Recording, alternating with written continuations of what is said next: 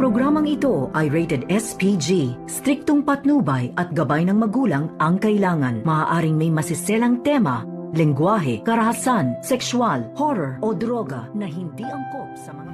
How I wish na siya'y nakahiga dun sa ICU at nag-aagaw buhay.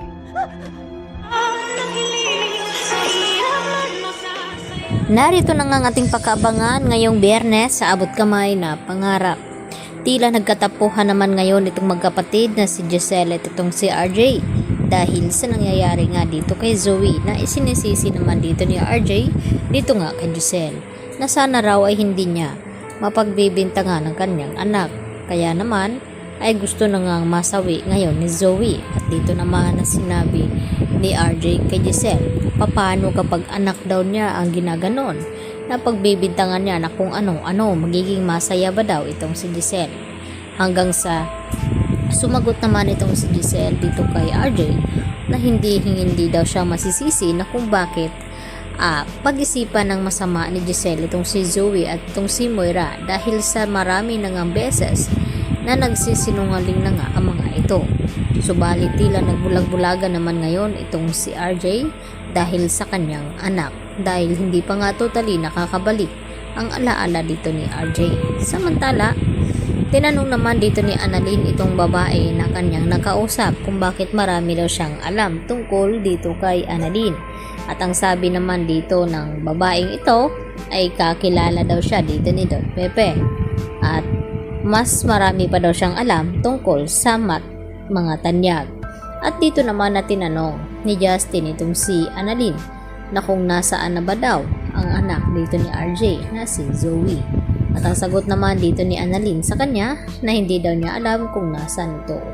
At maya-maya nga ay bigla namang umalis itong si Justin hanggang sa nag-ikot-ikot ito dito sa loob ng ospital hanggang sa nakita nga siya dito ni Juan.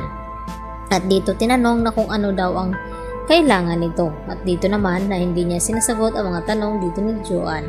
At ininsulto pa nga niya ito na maliit lang pala itong emergency room kasing liit nga dito ni Joanne at hanggang dumating itong si Prado at nagpakilala at hindi naman tinanggap ni Justin itong kamay ni Prado. At nang banggitin nga ni Dr. Prado ang pangalan ni Giselle na babait nga ito ay tila nagbago naman ang ihip ng hangin dito ni Justin. Samantala, kinukumbinsi naman ni Dr. Enriquez itong si Lynette na sana raw ay magpatingin na nga sa psychiatrist dahil baka lalala ang sitwasyon nito. At dito naman na sinabi ni Lynette na kaya daw niya itong kanyang sarili at hindi pa daw siya nababaliw. At dito naman na dumating din itong si Aling Susan at sinamahan nga itong si Lynette. Subalit hindi pa rin mawala dito kay Lynette ang mga kung ano-ano ang kanyang nararamdaman at nakikita at natatakot nga siya sa mga nangyayari dito sa kanya at ayaw naman niya ipaalam dito nga kay Annalyn dahil gusto niya na mag-focus itong si Annalyn dito nga kay Don Pepe. Samantala, habang naglalakad naman itong si Giselle ay dito niya hindi napansin itong Ali na nakabunggo nito hanggang sa natapon nga itong kape.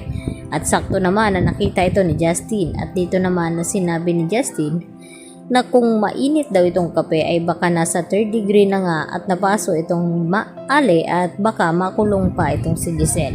At hindi naman mawari ni Giselle na kung ano ang sinasabi nga ng babaeng iyon. At dito niya nga tila napaisip.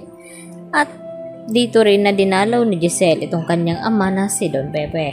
Maya-maya nga ay may tinawagan itong si Justin at ito pala ang kanyang ama na sana daw ay si Giselle na lang ang nakahiga sa ICU at nagagaw buhay. Yan ang ating abangan bukas sa Abot Kamay na Pangarap.